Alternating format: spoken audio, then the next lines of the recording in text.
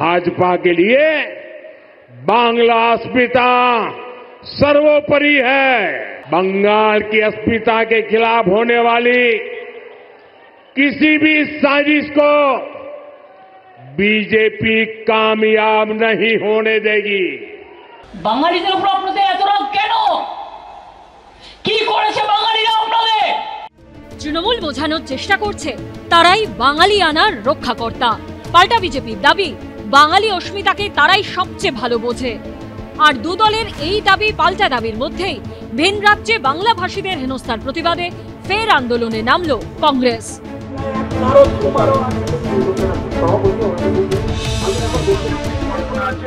শুক্রবার দুপুর ৩টে নাগাদ সল্টলেকের অসম ভবনে গিয়ে বিক্ষোভ দেখান প্রদেশ কংগ্রেস নেতারা। এই মুহূর্তে আমরা অসম ভবনের সামনে রয়েছি এবং সেখানে প্রদেশ কংগ্রেসের তরফ থেকে বিক্ষোভ দেখানো হচ্ছে। দেখতে পাচ্ছ যে প্রদেশ কংগ্রেসের কর্মী সমর্থক নেতৃত্ব তারা রীতিমতো এখানে যে গেট সেই গেট টপকে ভেতরে দেওয়ার চেষ্টা করছে। যে অসম সরকার যা করছে, অসম সরকার যেভাবে যে বাংলা ভাষীদের ওপর অত্যাচার করছে তার প্রতিবাদে সতর্ক করতেই তাদের এই ধরনের প্রতিবাদ। বাঙালি হিন্দু মুসলমান ভাই উভয় আক্রান্ত গোটা ভারতবর্ষে বিজেপির নেতৃত্বে, তাই আমরা প্রতিবাদ করতে এসেছি। বাঙালিদের সম্মান যারা দিতে জানে না তারা ভারতবর্ষে যাতে থাকে না।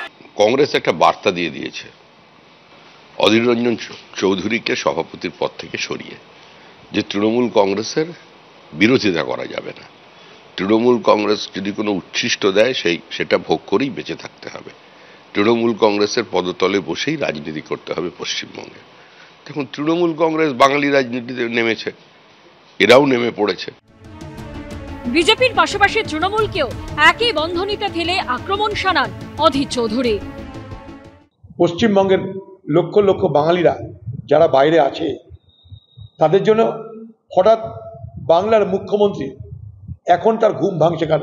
অর্থাৎ রাজ্যের বাইরে বিজেপির ফয়দা হোক, রাজ্যের মধ্যে দিদির ফয়দা হোক, অঙ্কটা এরকম। বিজেপি শাসিত রাজ্যে বাংলা ভাষীদের হেনস্থার অভিযোগে শুক্রবার শিয়ালদা স্টেশন থেকে মিছিল করে লেনিন সরণিতে এসে উৎকল ভবন ঘেরাও করে social Democratic party of India. BJP শাসিত রাজ্য উড়িষ্যায় এ রাজ্যের পরিযায়ী শ্রমিকদের হেনস্থার প্রতিবাদে ৮ ঘন্টা ধরে চলে বিক্ষোভ। ঝিলম করঞ্জাই, রুমা পাল ও রাজীব চৌধুরীর রিপোর্ট, এবিপি আনন্দ।